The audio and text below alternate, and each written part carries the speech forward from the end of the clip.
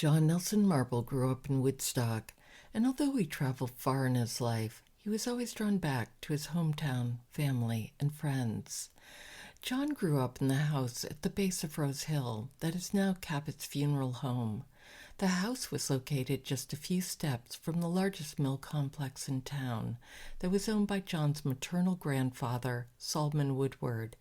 His father, Liberty Bates Marble, worked at the mill and eventually took over running the gristmill part of the operation. Instead of joining the family business and working at the mill, John elected to pursue his interests in art, a path that led him to study at the Normal Art School in Boston, the Art Students League in New York, and the Julian School in Paris. In the late 1870s, he established a studio in Manhattan and became a member of the Salmagundi Club, a highly regarded art association in Manhattan's Greenwich Village. At different points in his life, he also had studios in Woodstock, Vermont, and in Santa Barbara, California. In addition to painting in a studio, Marble also painted en plein air, as shown in this photo of him in the process of creating the painting Coming Through the Rye. Mary Page Billings, who posed in this painting, appears to have been favored by Marble as a model, as she appears in a number of other photographic images in and around Marble's studio. While Marble painted from real life, he also created several paintings that were completed after his subjects had passed away, such as this one of Abraham Lincoln, which is in the collection of the Woodstock History Center. This painting reveals not only President Lincoln's features, but also captures the effects of stress on the president, who presided over a divided nation during his final years.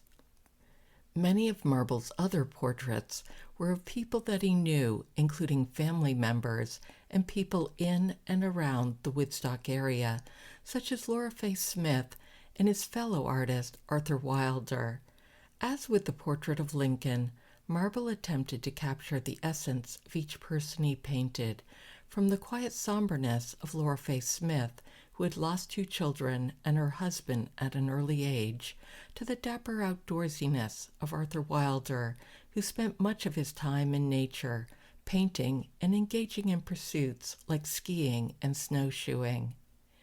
As for his own personality, John Nelson Marble was remembered for his gentle, dignified presence and his cordial manners as he would welcome visitors to his studio, which contained an eclectic mix of bottles, spinning wheels, and even a stuffed owl.